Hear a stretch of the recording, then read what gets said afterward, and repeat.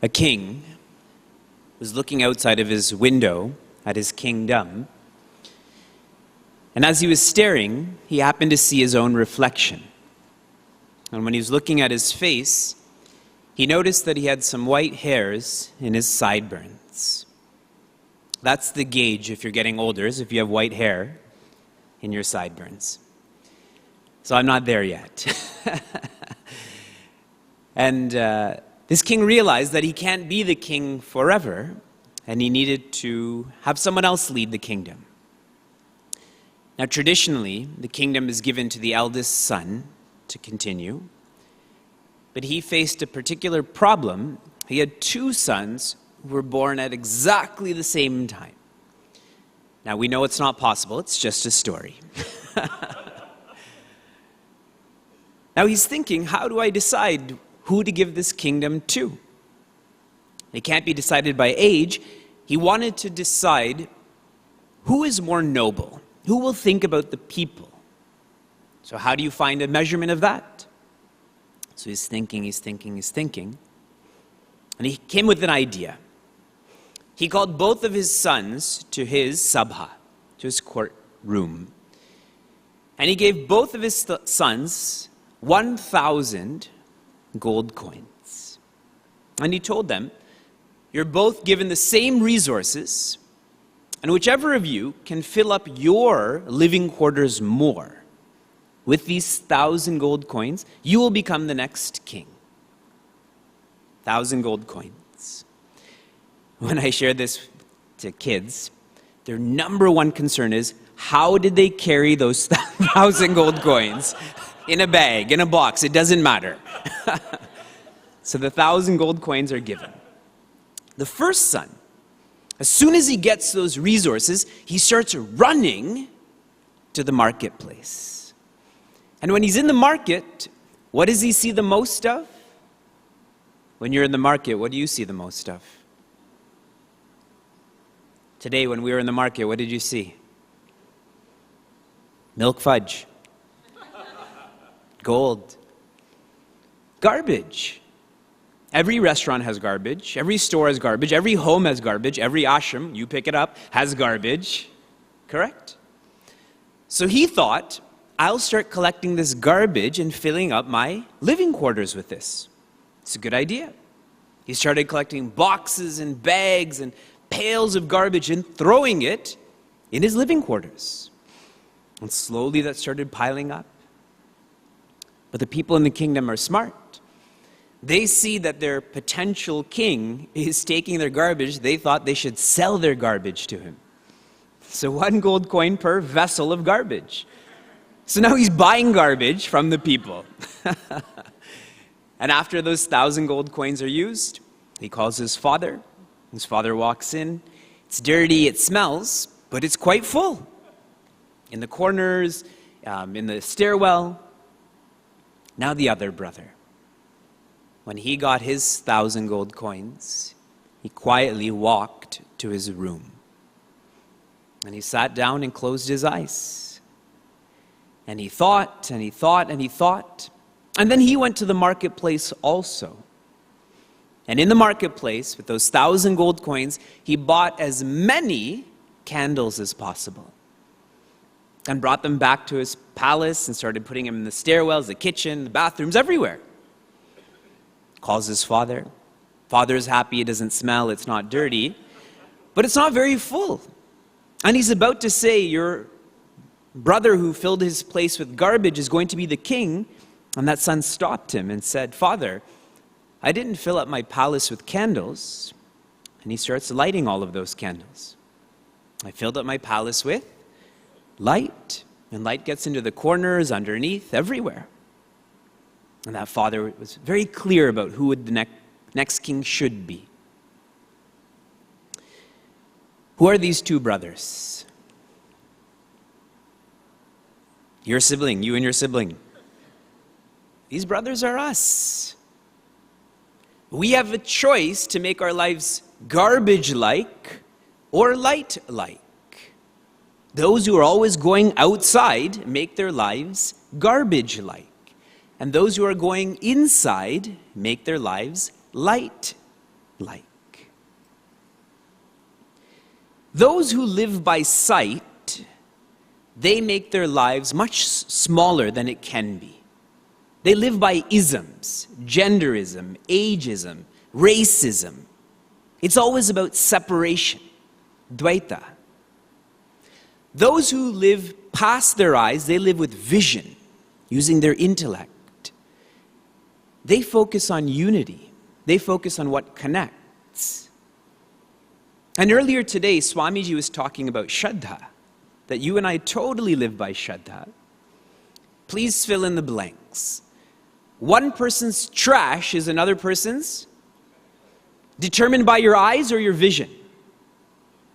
Beauty is in the eye of the beholder. Today when we were having street food, there was a poster of Salman Khan.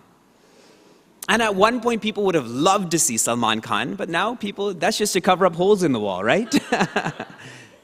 Beauty is in the eye of the beholder.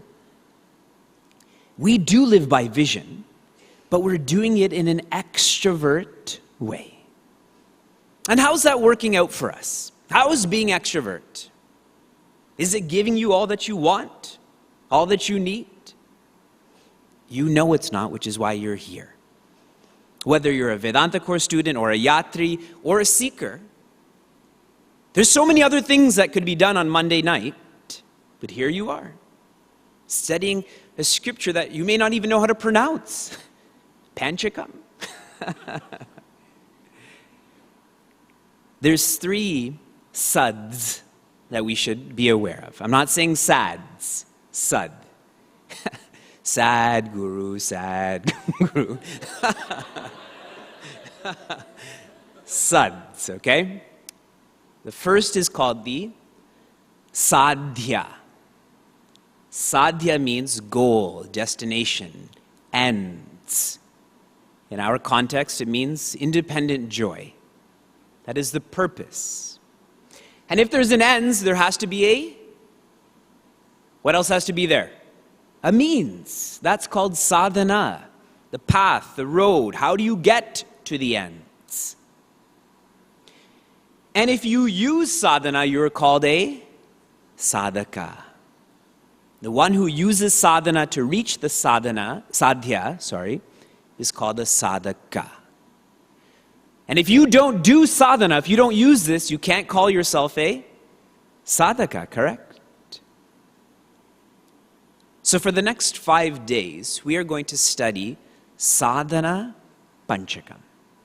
Panchakam means collection of 5 verses on sadhana, on how to reach the ends, how to be that prince who's looking within rather than without. And what's awesome about this text, so there's 5 verses, and how many sadhanas are in each verse? 8. So it's like a zip file. Yeah, only 5 sadhanas? Great. No, 40. So a lot of content. And I'll tell you a secret before we get into more details. When we were studying in the Vedanta course, and Guruji, Swami Tejramananda, was teaching us Srimad Bhagavad Gita. It's a very full scripture. And at one point he says, if you know one chapter of Srimad Bhagavad Gita fully, that means you've understood all the chapters. So we all felt very good, but who knows one full chapter of Srimad Bhagavad Gita? And he felt that, so he said, if you understand one shloka of Srimad Bhagavad Gita, you understand all 700 shlokas. So we felt better, but who knows one shloka? So he says one line. You understand all lines. So now people are sitting up more straight, you know? Yeah, that's us. And finally he said, if you understand one word fully, you've understood all of Srimad Bhagavad Gita. And naturally the same would apply to Sadhanapanchakam. If you know one of the collection of 5, you know all of them. If you know one of the 40, you know all of them. So we'll just study the first and enjoy for 5 days. We'll tell jokes. Now, who's written Sadhanapanchakam? Acharya Shankara. And I'll tell you how he teaches for us to understand Acharya Shankara. He uses this analogy of us. You wake up in a jungle. And for our yatris, this can be really, we did wake up in a jungle. So you wake up in a jungle, and you don't know where you are, and it's dark. And all of a sudden, you hear the roar of a tiger. And it's coming from here, so what do? You start running that way. You heard it, you don't know where you're going, you just start running. And you're running, you don't see what's in front of you, so you trip and fall into a well. Why there's a well in a jungle? Who knows, but there's a well there. And as you're falling down this well, you're scraping at the sides of the well to hold on, and you catch a vine. You're dangling there. The tiger reaches and is looking down the well. You look down, and you see there's a small pool of water, and there's alligators in there. To your right, there's a cobra pit. So they're hissing at you too. And to the left, there's a beehive. What do? We start swinging back and forth, trying to catch a few drops of honey. In that circumstance. There's death above, death below, death to the side. And what are we doing? Looking for honey. Which is also potentially death. That's who Acharya Shankara is, teaching us, why are you looking outside? Look inside. Wake up in this context. It's a dream. Acharya Shankara, you will study soon, has written Vivek. Swamiji was mentioning that today. He is Vivek. He may have written it, but he is that. Chudamani means the crest jewel, the pinnacle, the acme, the summit of Viveka. And today I was sharing with our yatris, what does Viveka mean? How do you practice Viveka? Prioritization. You can't say discrimination in the world. We learn how to discriminate. Vedanta course over. Ashram shut down. Prioritization.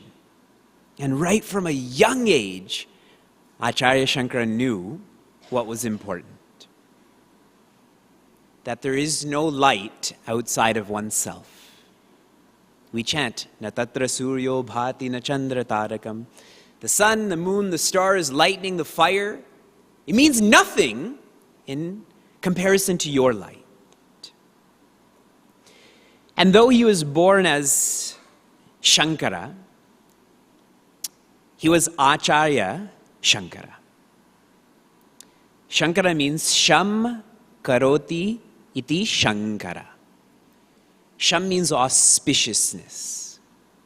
Auspiciousness is a very Indian word, isn't it? Do you know anyone who uses the word auspicious outside of the Vedanta context? Right? There's some unique Indian words like that. One of my favorites is dacoit. If I say dacoit you, but if I say dacoit, right? It makes sense, correct? You have to put on that accent. Auspiciousness is like that too. The way to understand auspiciousness is to understand the opposite. What makes you and or an experience inauspicious?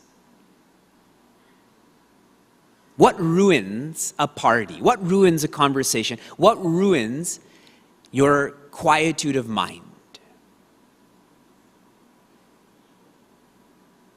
Ego. Inauspicious is ego, amangala.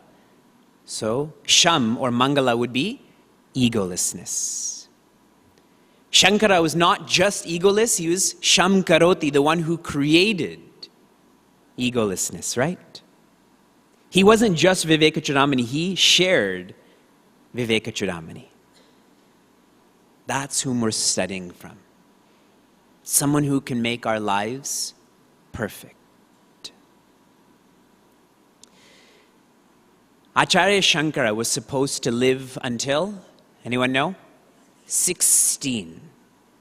So many people here are twice that age, students-wise. I don't want to keep on multiplying, but we'll just hold it at, we'll hold it at 2. And as he was supposed to die at 16, Bhagavan Vishnu came and blessed him through Vedvyasa and said, "You are so great, you're doing such great work, that may you live twice as long." 32. Now he knows that his body is going to die, so he's in northern Bharat, near Badrinath. His disciples are with him, and he's saying, "Now I'm going to get lost." As Swamiji said this morning, I need to leave. And they said, "You can't leave, we need you." But he's a great Acharya. "You can't depend on me either. Finally, you have to depend on yourself." And they said, "Yes, but please teach us how to depend on ourselves. What is your parting message, your valedictory address?" And his last teachings were Sadhanapanchakam. This is how you will be free. This is how you will remember me. None of these shlokas have to do with him. They have to do with how to reach the sadhya. So really he's teaching them that I am that destination. This is how you'll remember me. And now for every person in this room to be able to sit here right now, it is a great bhagya, fortune, to be able to study these words. And so it is up to us to live up to these words. His disciples were the best. They deserved those words. We also have to make ourselves the best to deserve these words. And this is why consistently our acharyas teach us that the best dakshina that you can give to the Guru Shishya Parampara is US dollar. The best is dakshata. To learn this, to live this. That's the best dakshina. Okay? How many of you have studied all of Sadhanapanchakam before? You don't seem too confident about it. People's hands are like this. Confidently, you've studied all of Sadhanapanchakam. Okay. Here's how we're going to study. We're going to take each piece of advice and we're going to look at it from 3 perspectives. So please tune into each of these perspectives. Perspective number 1 will be the perspective of the Shastra. This is how the scriptures are looking at this piece of advice. Perspective number 2, it's coming closer almost, is the perspective of Adhyatma, the subjective meaning to all of this. So far, so good? And number 3 comes closest, the perspective of sadhana. How are you going to practice this? So Shastra, scriptural, subjective, and practice. For each of these 40 pieces of advice. We can proceed? Okay. This text has a very beautiful rhythm to it. So try to tune into this rhythm. And you know you'll tune into it is if you wake up to this rhythm tomorrow morning. Then you know you like it. You know, like songs, but sometimes we wake up to songs we don't like also. I'll chant each quarter. You please repeat. Okay, they're long quarters, so tune in. Vedo nityam adhiyatam taduditam karma swanushthiyatam.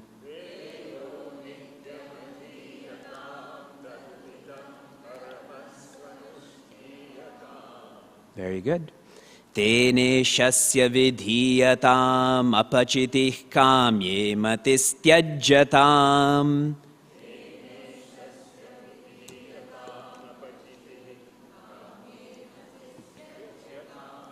Papaugaf paridhuyatam bhavasuke dosho nusandhiyatam.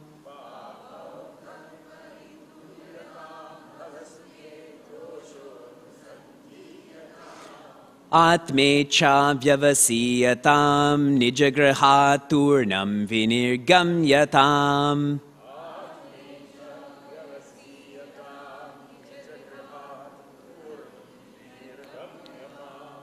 Nice rhythm? It is, even if you say no. How does Acharya Shankara begin? Vedo nityam adhyatam. And you know these words. Adhyatam means to study. Nityam, what does nityam mean? Not daily. Nityam does not mean that. It means always, eternally. Veda. What does Veda mean? I can't hear you. Air conditioning. Speak loudly. Veda means Veda. Veda means knowledge. Study always knowledge. Okay. That's what it means literally. Let's take this from the Shastra's perspective. Who wrote the Veda? Let me rewind more. How many Vedas do we have? How many Vedas do we have? How many Vedas do we have? One. One Veda has been compiled into, how many encyclopedias are there? One. Just because it's ABCD, there's not 26 encyclopedias, correct? It's compiled into whatever letters or years. But there's only one encyclopedia. There's only one dictionary. There's one Veda compiled into 4. Who wrote the Veda? Not me. Everyone's going like this. The Veda was written by Bhagwan Vishnu. It's known as Narayana Vakya. It is the word and or breath. It's also known as the breath of God. Narayana Vakya. Now, if we open these words more, Vakya means words. Ayana. Ayana means path or sadhana, correct? And nara here is with a capital N. These words show the path for humans to become their nature, to become Narayana. So Narayana Vakya, the words that show the path for Nara to become Narayana. Very beautiful. Bhagwan Vishnu is great for giving us the Veda. Now, bringing this to a subjective perspective, if you look at the translation, it says study the Veda daily. But Nitya doesn't mean daily. Nitya means perpetually, continuously, constantly. When it says study the Veda daily, it means read the Veda daily. Tell me the names of the Veda.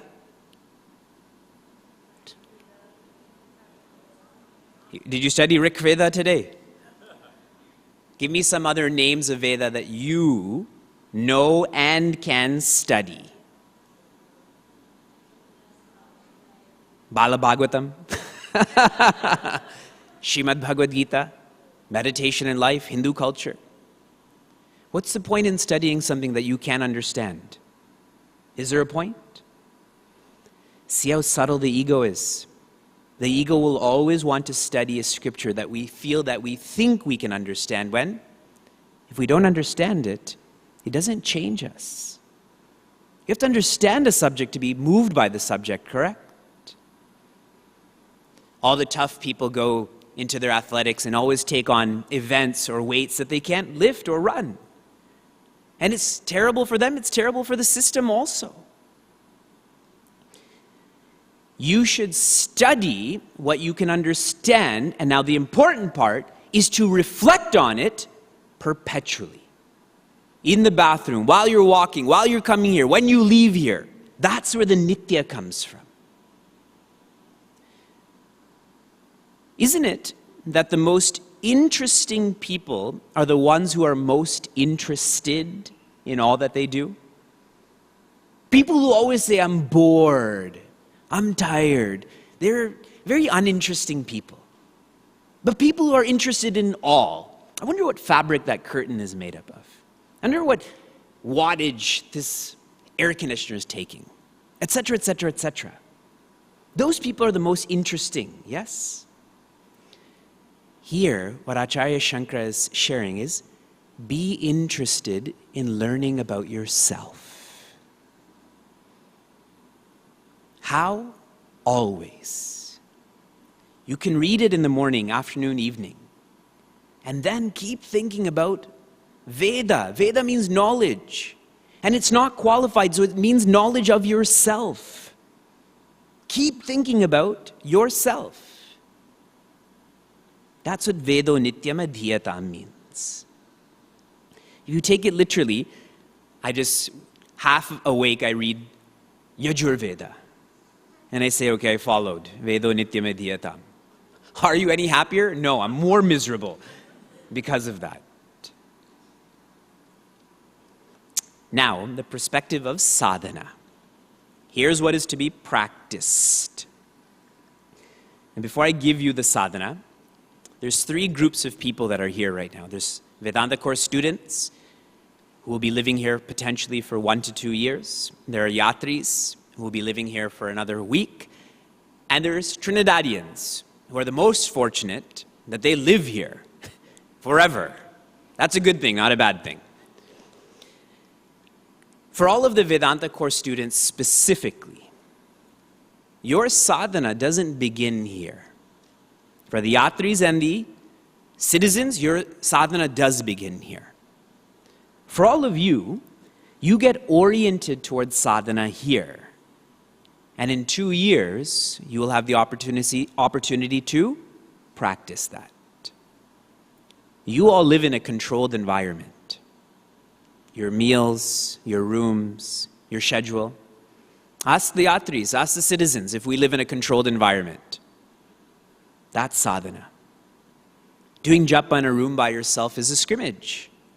Doing japa on the bus where you have to stand for an hour and a half, that's the game.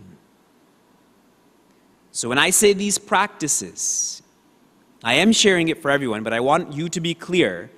Your sadhana begins in an uncontrolled environment. It does not begin in a controlled environment. You only get to get oriented towards this right now. The sadhana is to read that which is inspiring. Read that which is inspiring. How do you know if you're inspired? How do you know if a book is inspiring? Your actions change? Good. The mosquito bites you? Yeah. The scripture, the message makes you want to change. That's how you know if it's inspiring. In a good way, not in a bad way. It makes you want to change. You meet some people and you don't want to change because of them. They're not inspiring. You meet another person and you just want to wake up earlier. You want to be like them. That's an inspiring person. When should you read? Morning. What time is morning? When does morning begin? 3 a.m. That will come later in Sadhanapanchakam. When does morning end? For all of you, 6. For all of us, 9. You should read every morning for 20 minutes. 20 minutes.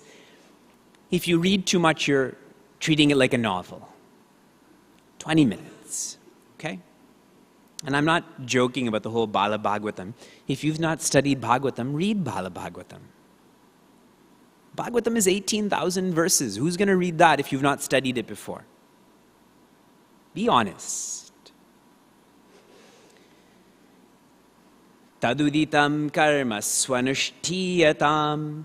Anushtiyatam means promise. Promise who? Swa, yourself. To do the karma, to do the responsibilities, uditam, that give rise to tat. Tat here means the infinite, means joy. Now let's take this from a Shastra's perspective. How many mantras are there in the Veda? How many mantras? We'll take 3 guesses. Who wants to begin? This will be like Price is Right. 12,000. Okay. 11,999. Okay. Anyone else? 12,001. 100,000. That means you have to study all of them. There are 100,000 mantras in the Veda. Just to give you a reference point, how many are in Srimad Bhagavad Gita? 700. You will take 1 year to study 700 shlokas. Of these 100,000 mantras, there's only 2 subjects. Subject number 1, dharma. Subject number 2, Brahma. Dharma is presented in a way to live prosperously in the world.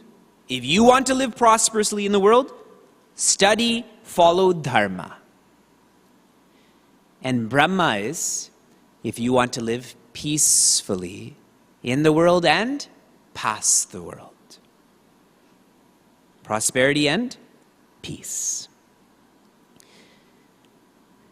Now, bringing this to a more adhyatmic, subjective perspective. Everybody sitting in this room is prosperous in a certain way. Family, academics, finances, whatever it is. But you didn't come here to study dharma. You came here to study Brahma, which shows that you're flowing with the message of the Veda. After you've studied dharma, after you've felt that prosperity, one should feel that there's more to life than meets the eye. And if you don't feel that there's more to life than meets the eye, more dharma is needed. Dharma serves a very important role in our lives. It helps us to mature. Now, give me some words that help us to remember dharma. What does dharma mean? Duty, like Call of Duty, right?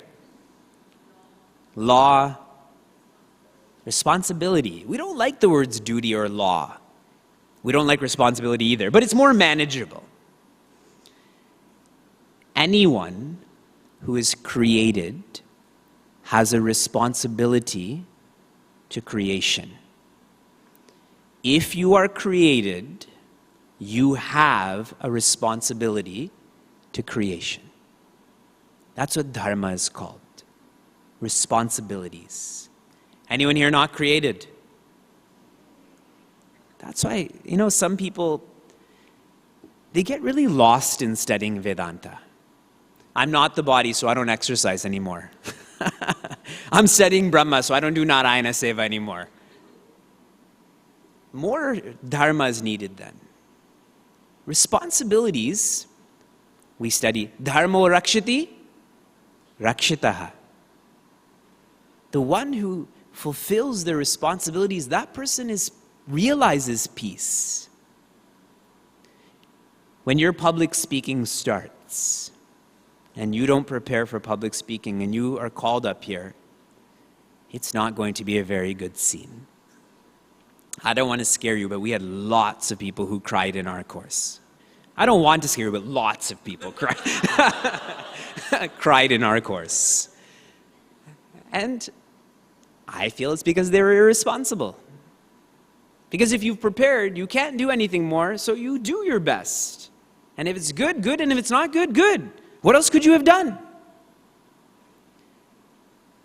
So regardless of whether we're sitting here or sitting there, we all have responsibilities. The only being who doesn't have responsibilities are those who are enlightened. They don't. They are not takers from creation, they are givers to creation. And another time, I will speak to all of you about the Pancharinas. Just remind me to speak to you about the Pancharinas. That every human being has 5 debts to creation, other than those who are enlightened. Okay? So in this piece of advice, Acharya Shankara is saying, after you study the Veda, then follow those responsibilities that will lead you to Tat, to that Brahma, to that joy. Okay? From the perspective of sadhana, here's our practice.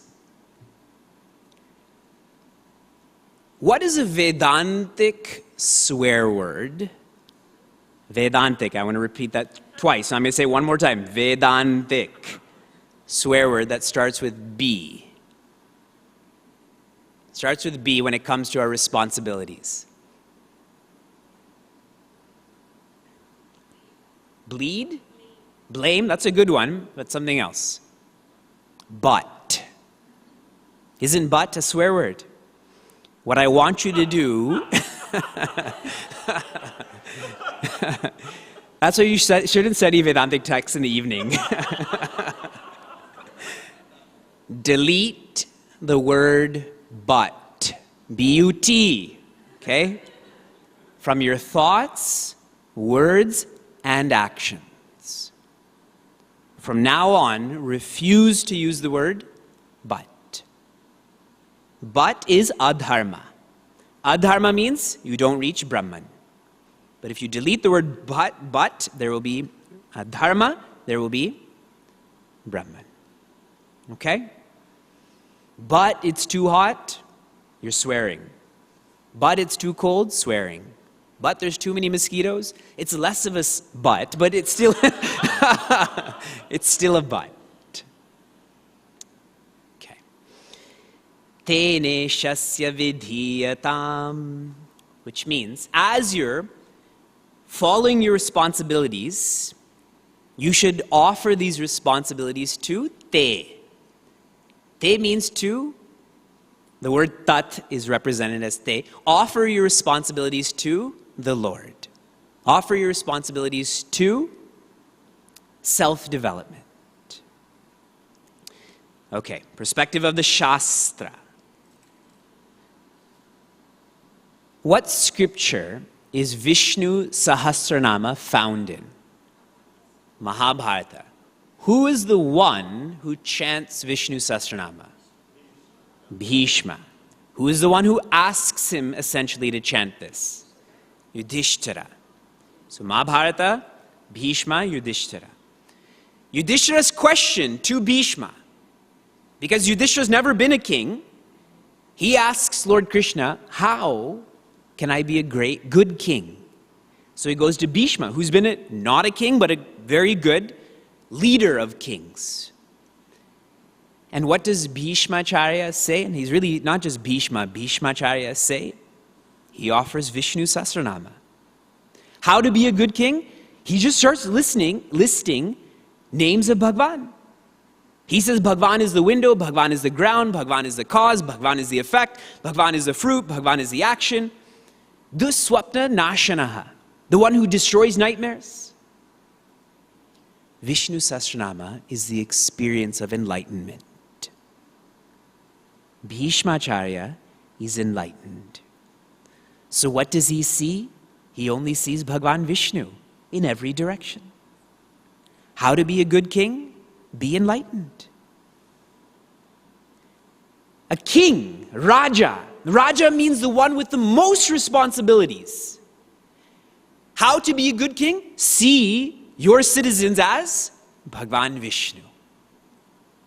Awesome.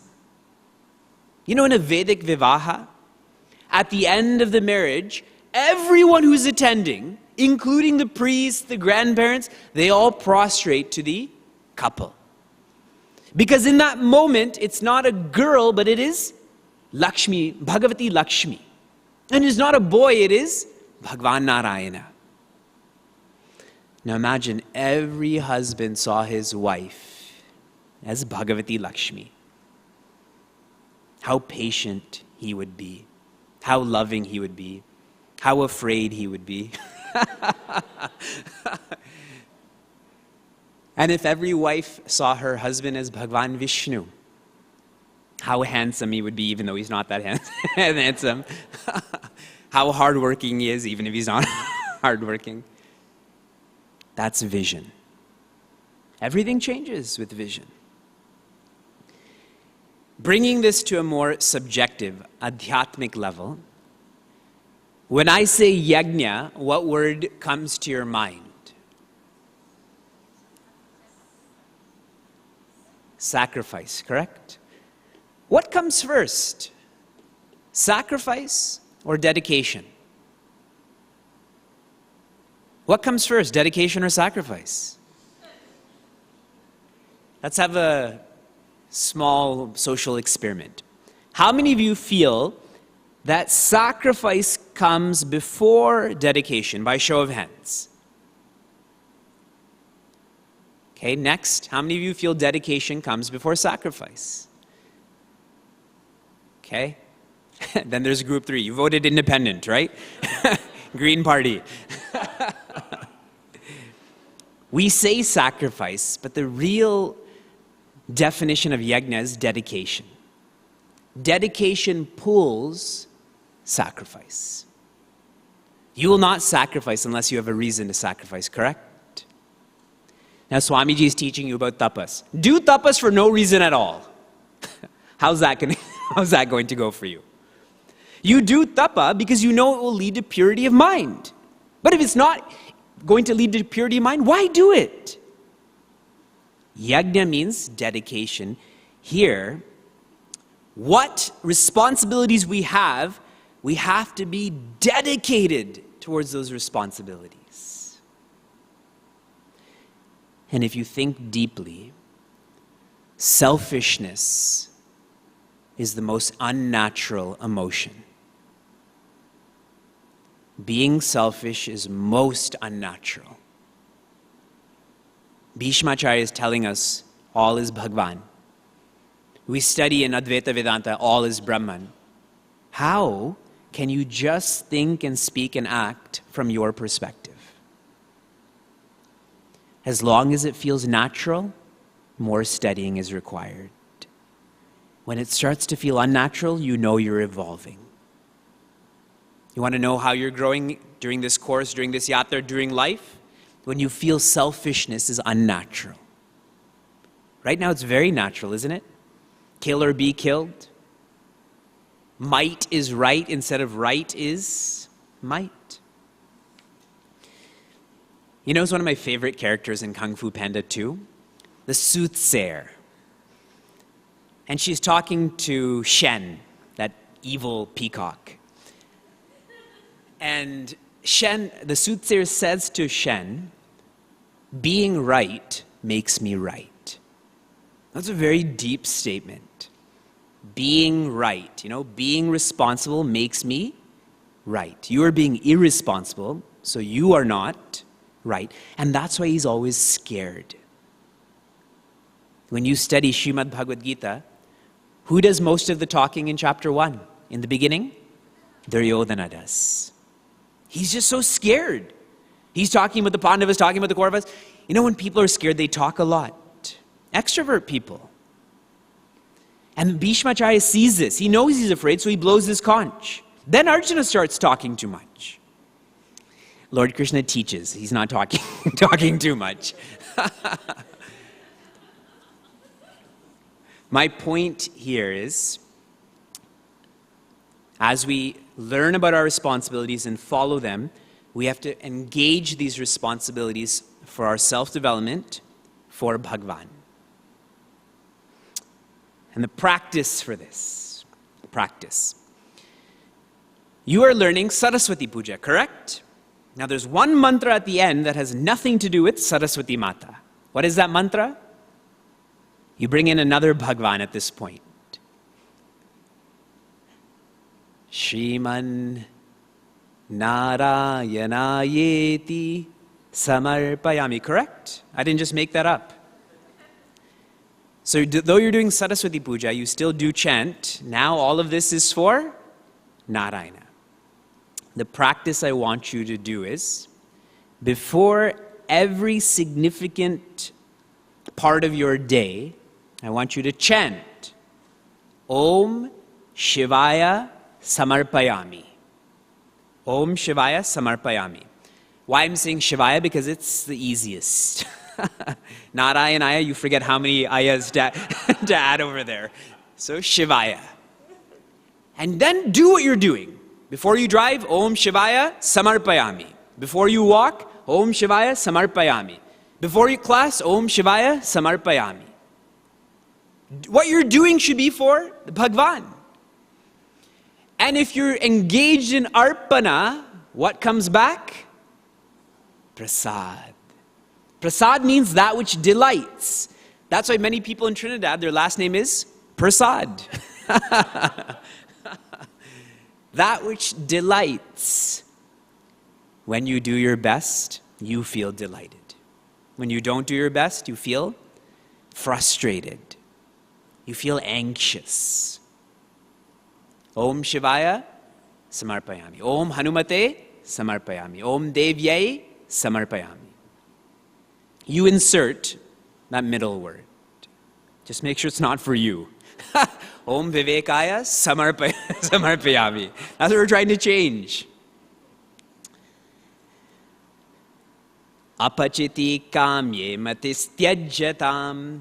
Tyajya, what does that mean? Tyaga, what does it mean? Drop, renounce. Matihi, from the mind. Kamya, selfishness. Here, apachati, renounce selfish desires completely. Don't let any room be there for selfish actions.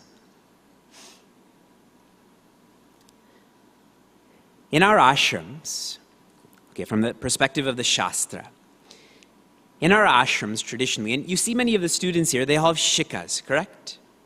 Many of the male students have shikas. In one place, I was speaking and a kid asked me, Vivekji, how come you have a rat tail?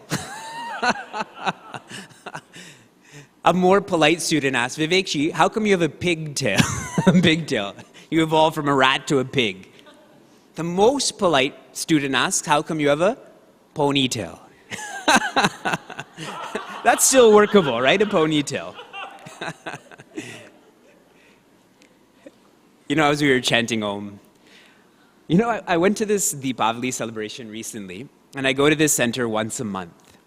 And as soon as I show up at this celebration, a kid comes up to me and pulls my kurta, to get my attention. I challenge you to chant Om longer than me. All this kid knows about me is chanting Om, Om longer. Kids. Every 2 months in our ashram, we had our head shaved, other than our shika.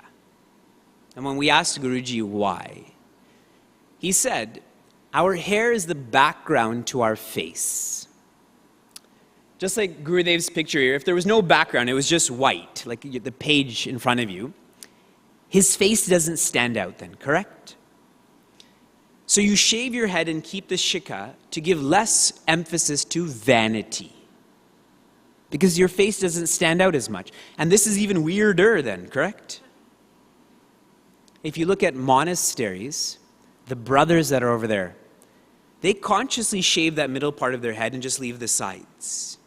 We think it happens naturally, but they do it on some, it is natural.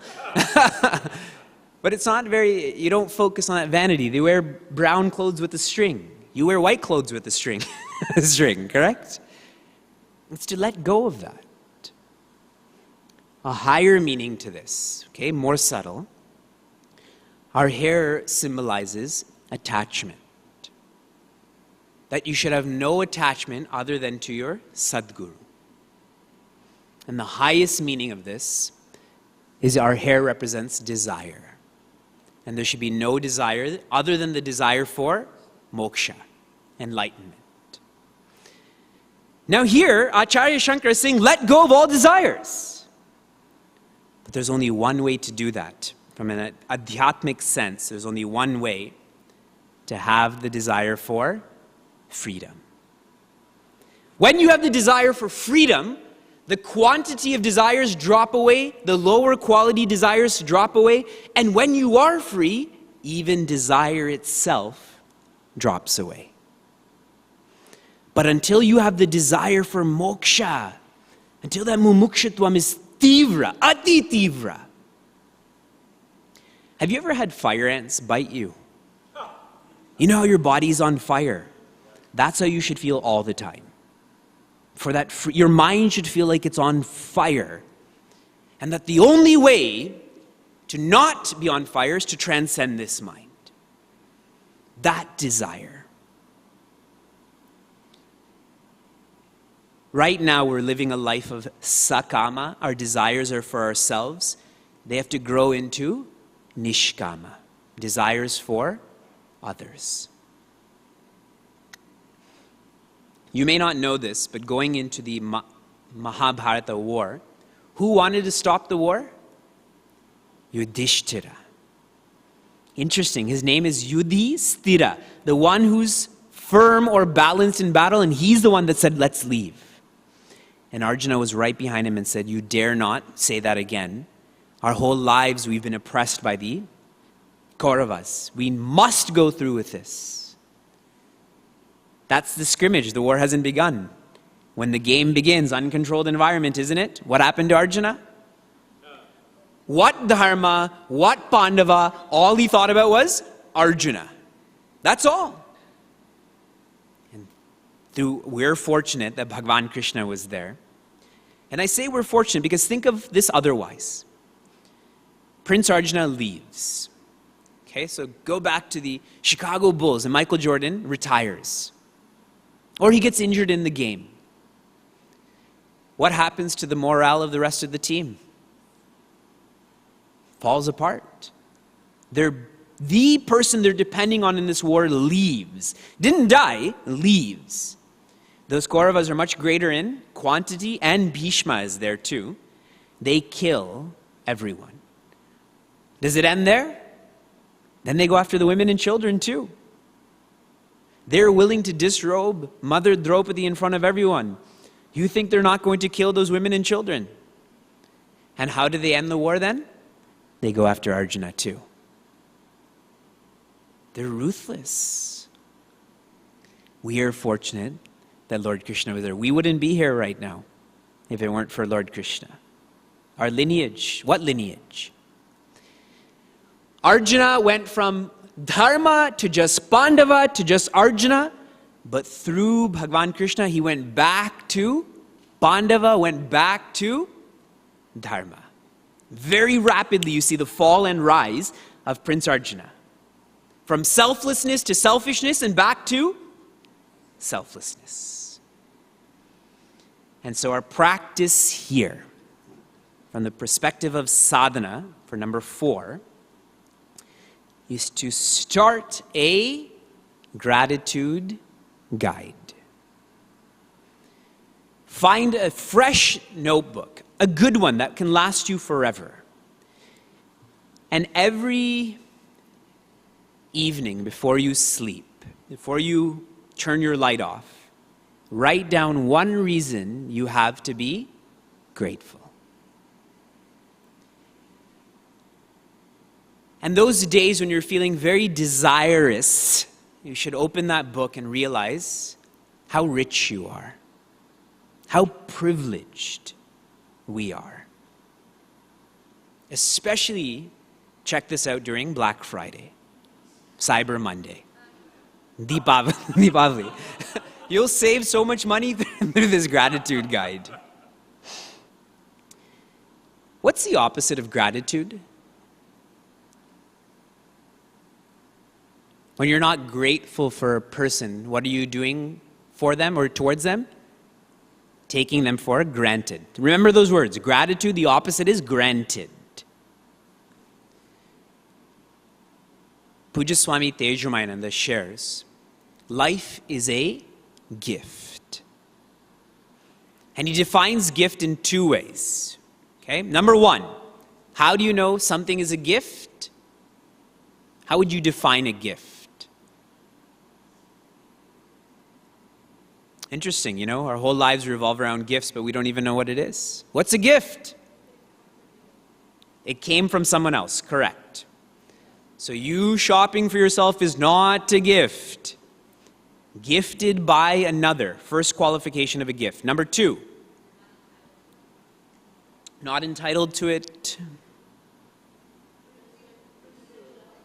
Given with love. Given with love. A gift is given by another with love. Now, what's so fundamental about these qualifications, how many gifts have you really given in your lifetime? How many gifts have we given with, not like, but love? Like is, I'm still keeping myself in the radar. It's your wedding. I invited you to my wedding, so now you have to invite me to your wedding. $100 a plate. Here's $100, $101, so it's profitable for you. See how transactional that is? Even subjectively, I forgive you. Why? Because I'm going to hurt you eventually. I want you to forgive me too. But Guruji shares, he says life has been gifted by another. We didn't give ourselves life. Given with love, only Bhagwan.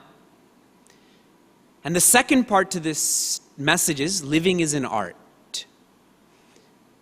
Living artfully is when you make the person who gave you that gift feel bad that they didn't give enough. You use that gift so fully that they feel bad that I should have invested in this person more. You should make Bhagwan feel bad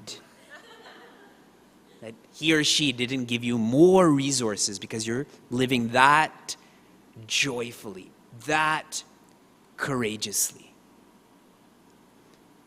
Be grateful. Life is awesome. And if you forget, read. Read your gratitude guide. A young man told me, I'm grateful for corrective lenses. For all the people who wear glasses, corrective lenses, if we didn't have those, we wouldn't be able to drive. We wouldn't be able to read. I always joke that we'd be affectionate with people we shouldn't be affectionate with. Correct? Thankfully, there's corrective lenses. When was the last time you said thank you to Bosch & Lomb or Johnson & Johnson for making corrective lenses? Papa gaf paridhuyatam, which means paridhuyatam, wash away, clean up this flow of papa. Wash away the flow of sin.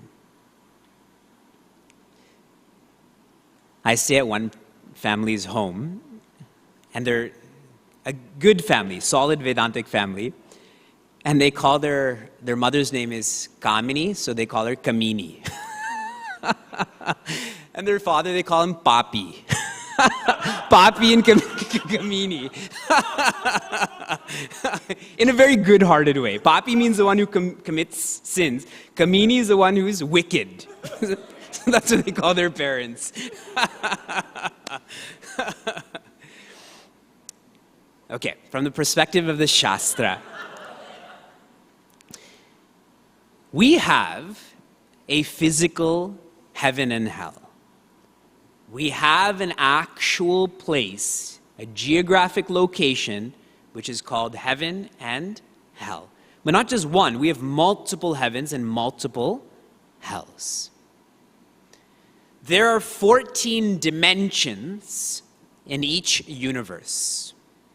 Note I said universe, in each. Now scientists have shared that there's not a universe, there's a multiverse. Our scriptures have been saying that for, who knows, since the multiverse came to be. There are 7 upper worlds which we call heaven. Earth is the first one. The highest is called Satyaloka. The guru in Satyaloka is Lord Brahma himself. He's the resident Acharya in Satyaloka. And then we have 7 levels of hell. The lowest being, Patala. I meant to say Patala. And there's such descriptions of heaven and hell, like in one of these hells, it's blood and feces and pus that flows in the rivers, not water. In heaven, it is curd that flows in the rivers. South Indians love it. Unlimited flow of curd, of yogurt. So when we say papa, when we live a life of sin, you may go to that hell. If you live a life of punya, you may go to a place that is heaven. Now, bringing this to a subjective level. Punya means punati. Punati means that which purifies. That which purifies ignorance is called merit or punya.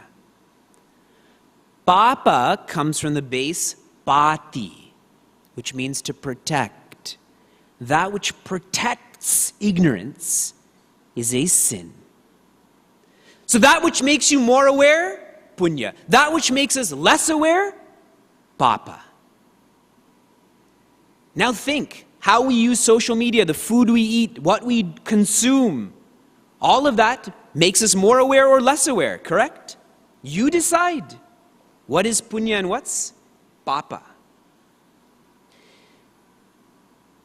Acharya Shankara is saying here, wash away that papa. He's saying, cut the knots of the heart. Hridaya grantihi. You'll study this in Kathopanishad. There are 3 knots in our heart. Knot number 1 is avidya, ignorance. This knot creates another knot, which is called kama, or desire. And this knot causes another knot, which is karma, or action.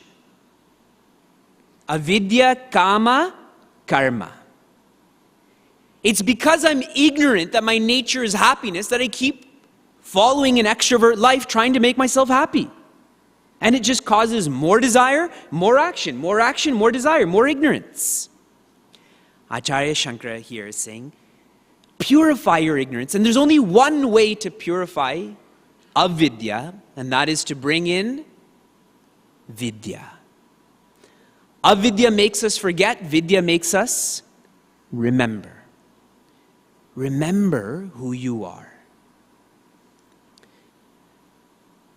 When Sampati tells Hanumanji and everyone that I can see Mother Sita, Shata Yojana, she's 800 miles away. Nala says, I can jump halfway, but then I'll fall into the water. Angad says, I can make it there, but there's no runway. I don't know if I'll make it back. What's Hanumanji doing? Quiet. Confused. Jambavan is watching all of this. Jambavan is Brahma. He whispers in Hanumanji's ear, don't you know that the only purpose in your life is to serve Lord Rama? And his face, he just starts shining. He starts growing. He starts roaring. And just says, Jai Shri Ram, and takes off. Now for us, don't you know your only purpose in life is to be happy? Everything else is not a purpose. Bring in vidya, which is what we're all doing. Practice. The sadhana for the 5th piece of advice. Who's giving the advice? Acharya Shankara. He's giving this as his last messages. Do not take this lightly. He's written Bhajagovindam, Vivek, etc., etc. This is his last words. Our practice here is speak positively. Speak positively. When you speak, who's the first person who hears you? You do. When I say jerk, doesn't make you feel very good, even if I'm talking about someone else, right? Donkey, stupid, idiot, loser, right? I'm not even directing it at anyone. You're not personalizing it, but it still doesn't sound very nice. When I say joy, integrity, honesty, peace, Canada, right? It brings us, it brings, see, right away. Speak positively. That's bringing punya to yourself and naturally to others. People are too negative. How they think, how they speak, how they walk. Recently at a young adults retreat, I was teaching Hanuman Chalisa and sharing that a practice for that is to sit straight, walk straight. I see a lot of young kids who already walk with a slouch, and it's not because of their bodies, they're young. It's because their minds. Their parents are like that, so they're becoming like that. They don't even believe, leave alone have faith in themselves. Bhavasuke dosho nusandhiyatam. Anusandhiyatam means to study, to identify the dosha. What does dosha mean? A North Indian will call dosa dosha, right? Doshe, give me doshe, like it's plural. What does dosha actually mean? Fault, weakness. Sukha. Sukha here doesn't mean peace, like sukham, it means pleasure. Bhava means do or find. Study the weaknesses that come with experiencing pleasure. This is a sixth piece of Upadesha. Have you all studied what Upanishad means? Okay. What does Upanishad mean? Upa, near. Ni, below. Shad, sit. So now you will figure out the next word. What does Upa mean again? Near. Desha. Upadesha means sitting. Desha means place. Sitting near. Advice is only made real when you see someone practicing it. So Acharya Shankara is giving Upadesha, not Adesha. The king doesn't have to do what he says, correct? Don't kids tell their parents that they have selective hearing? Parents tell their kids they have selective hearing. This is Upadesha. Acharya Shankara is following this. What's shared here, and when you study Vivekachudamani, please remember this specific class. Acharya Shankara takes up a shloka and he highlights 5 animals who are infatuated with 5 sense objects. What are moths infatuated with? Light. They go into a fire and get burned. Deer, to sound. You see Mother Sita, that deer makes that sound. Maricha makes that sound. Elephants, touch. During mating season, it's very easy to capture them because they're just not thinking clearly. Fish, taste. So they get trapped to that hook. And what am I missing?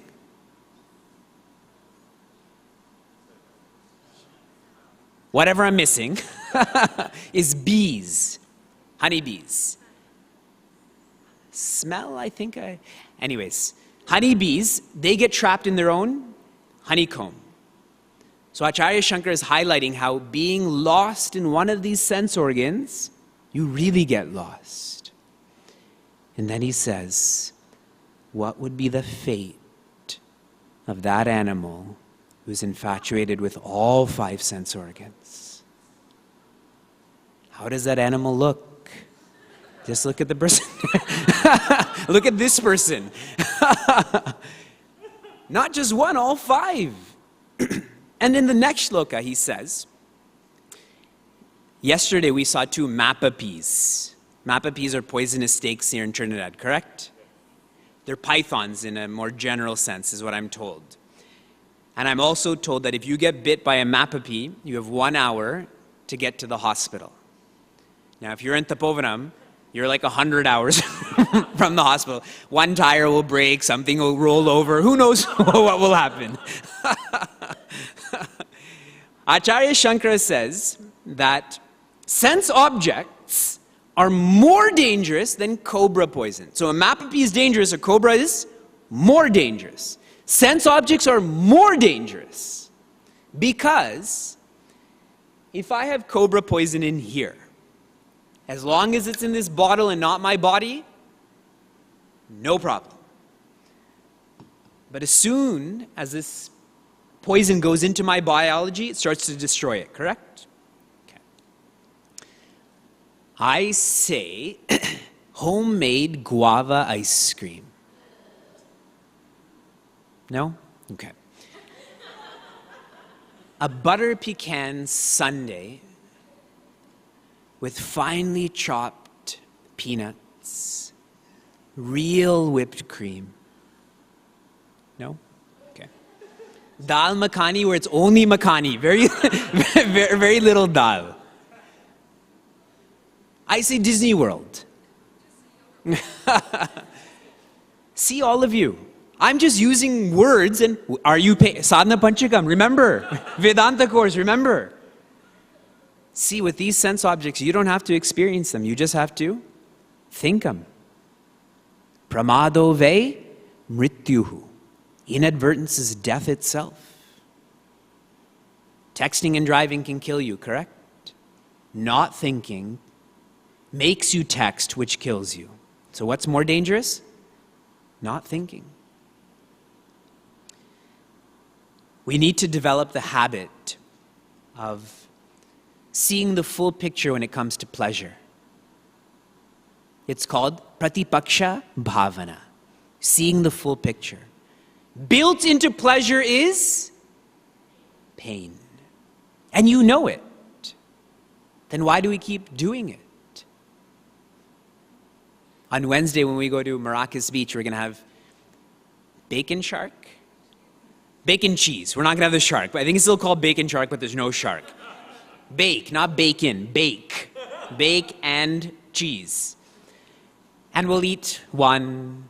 It'll be very good, especially after you swim all day. It's very good. Not healthy, but very good. So then you go in for 2. It's better. Then you go in for 3. It's not so good. But I'll only get to do this once. You go in for 4. We forget.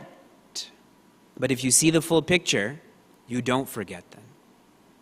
Here's our practice. Sadhana for number 6.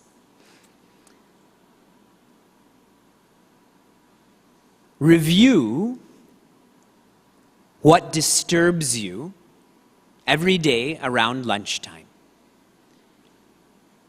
When it comes to lunch, when it becomes 12:30 or 12 or wherever you are, when you start thinking about lunch, I want you to review the last 24 hours and identify when your mind was most disturbed. Okay? Amplify that. Relive that. And you will find in most cases it will be because of what we thought to be pleasurable actually caused a lot of pain. But if we're not aware of it, we keep on doing it. But if we make it a habit to become aware of it, we start living more disciplined. Shama, Dhamma, etc. So when it comes to lunchtime, review what disturbed you.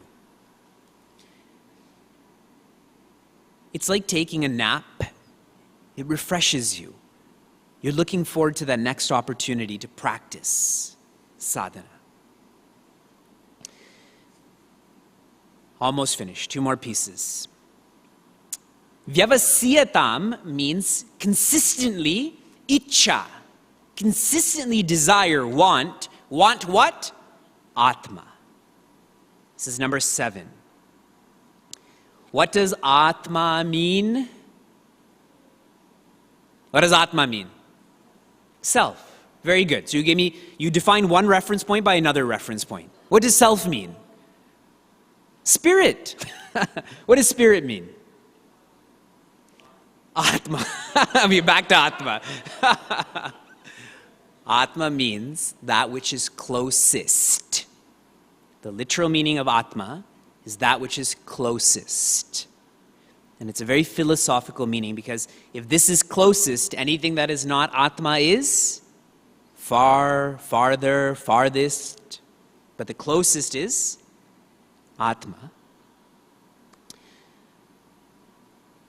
Subjectively, we are studying Vedanta. What does Veda mean? Knowledge. Antaha and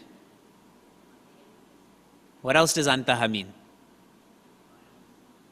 Final end. So you're looking at it from a book. What does Antaha mean? What does Andar mean? Inside. Antaha means knowledge of what's inside. You're not studying the end of a book. Many of the Upanishads you study are not at the end of the Veda. It's not the final.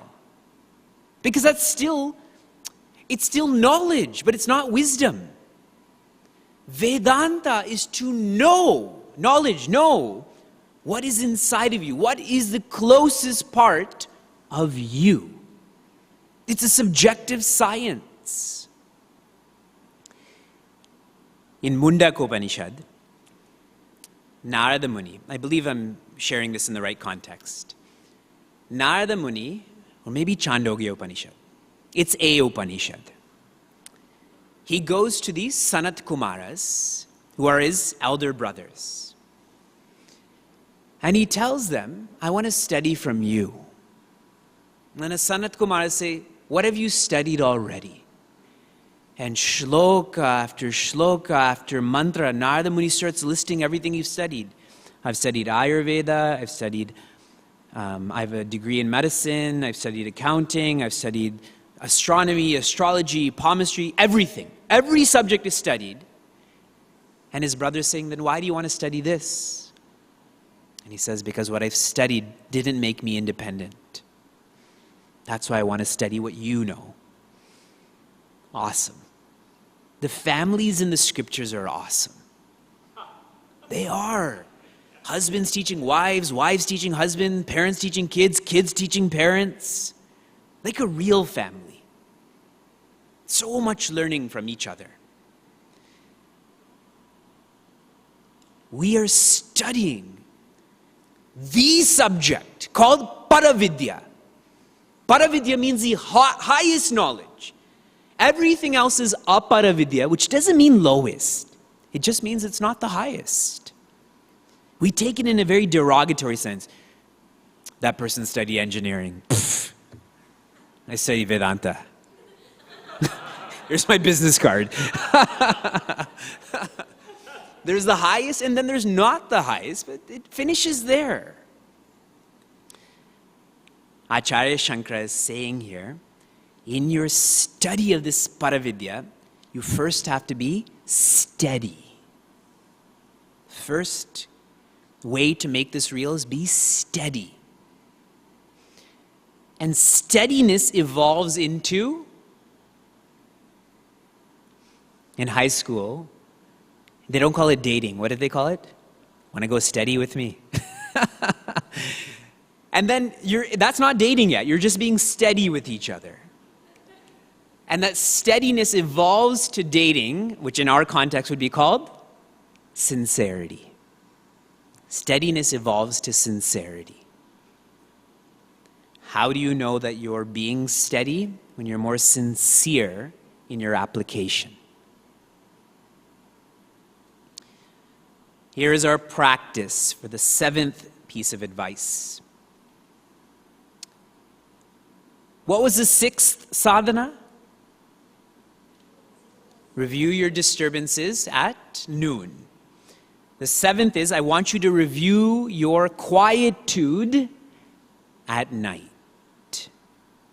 Before you go to sleep, I want you to review your whole day and identify, isolate when you are most quiet, mentally most quiet, right before you go to sleep. Okay? And I'll tell you why. If you do this steadily, you'll become sincere with it. If you're sincere with this, you will realize that quietude never came from outside of you. It never came because someone sent you a nice email or you did well with the whatever. you will realize that the only quietude is in you, your Atma. Your Atma is not quiet, your Atma is silence. Should we prove that? Okay. On the count of 3, I want all of you to yell as loud as you can. Okay? I'm sitting here, so I'm allowed to do whatever I want. I want you to yell as loud as you can. This may be the first and last time for all of you.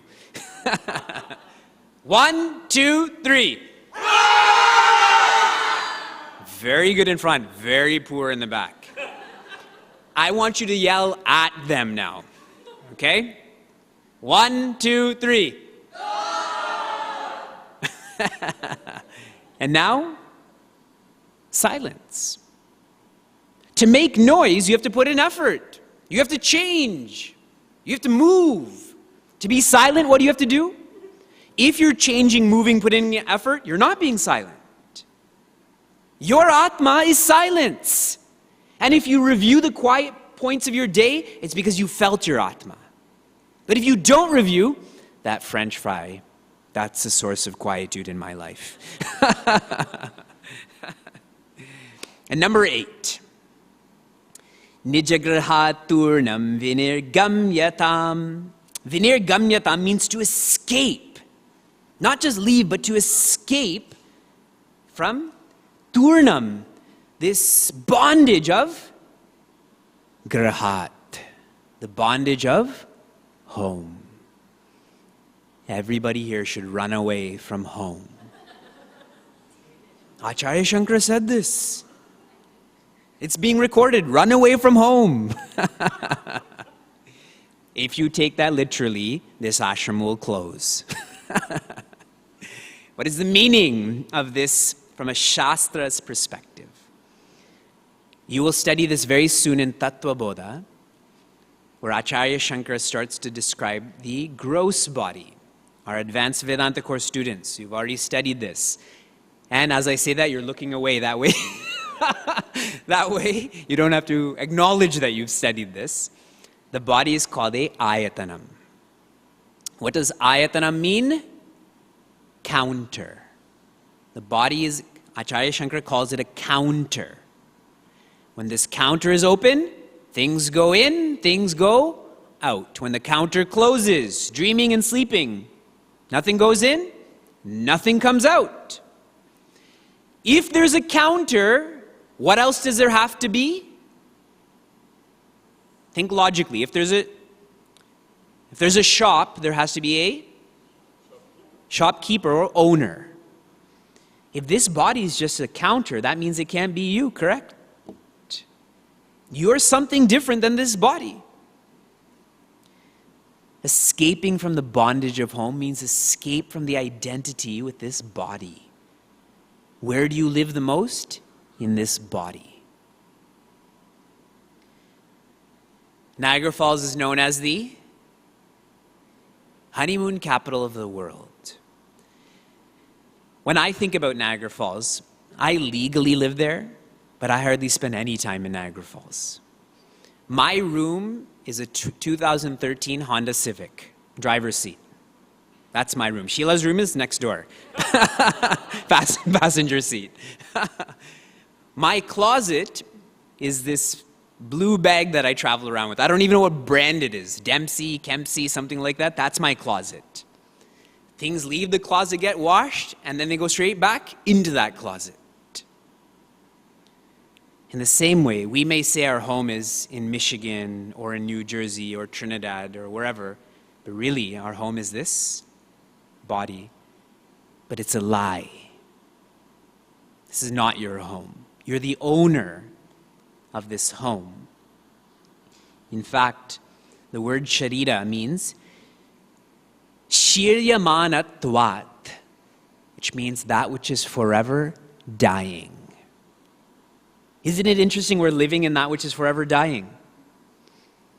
This is called rogalaya.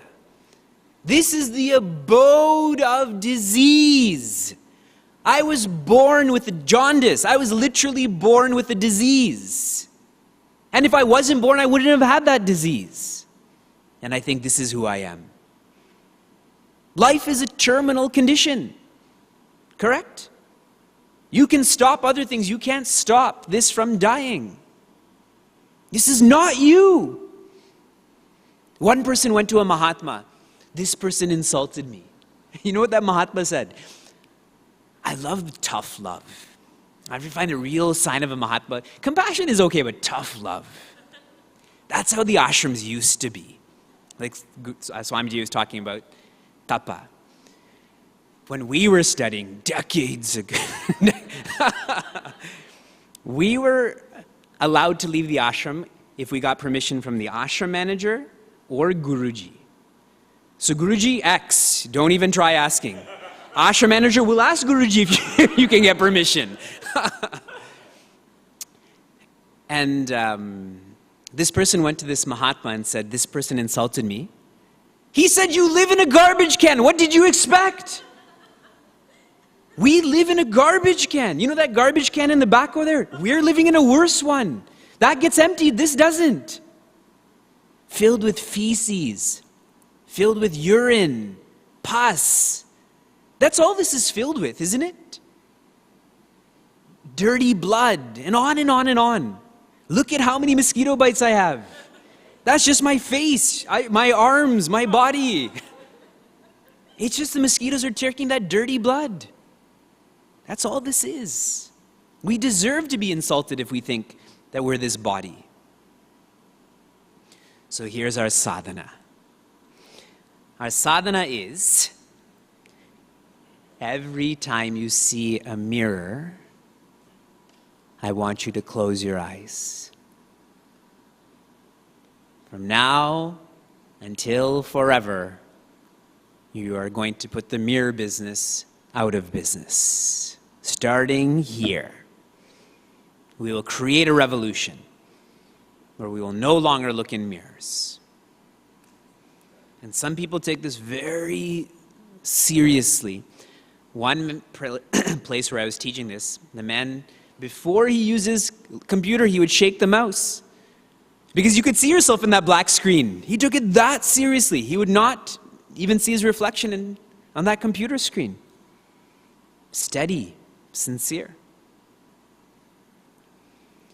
If you read that which is inspiring every morning for 20 minutes. If you delete the word, if you chant Om Shivaya Samarpayami, if you start a gratitude guide, if you speak positively, if you review the disturbances in your day at lunch, if you review the quietude in your day at night, if you close your eyes when you see a mirror, you will realize the sadhana and the sadhya are not different. Sadhana is sadhya. Last year, Swamiji did a camp, Bhaktas Meet Bhagwan. Bhakti is the same as Bhagwan. Bhakti is being truthful, correct? Isn't Bhagwan also truth? The sadhana and the sadhya are the same.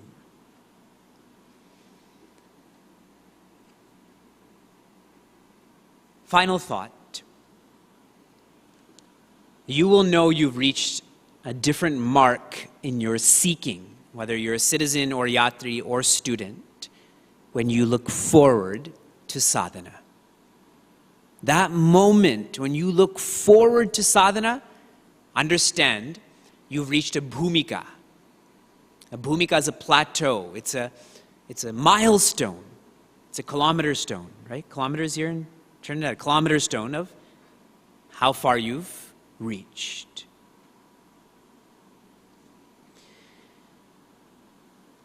Here is your rad for the next 48 hours actually. I'm not taking tomorrow's class. My next class will be Wednesday, Thursday, Friday, Saturday. Wednesday, Thursday, Friday, Saturday. Your rad for the next 48 hours is you're not allowed to use the word I or you.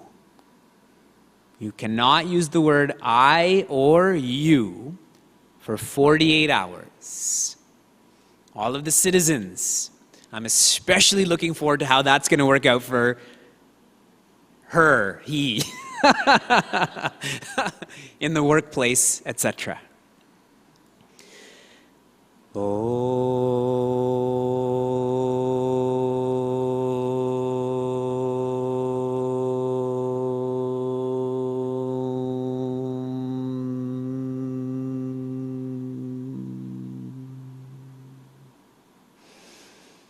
Om sarve bhavantu sukhinah, sarve santu niramayah, sarve bhadrani pashyantu, ma kaschid dukkha bhag bhavet.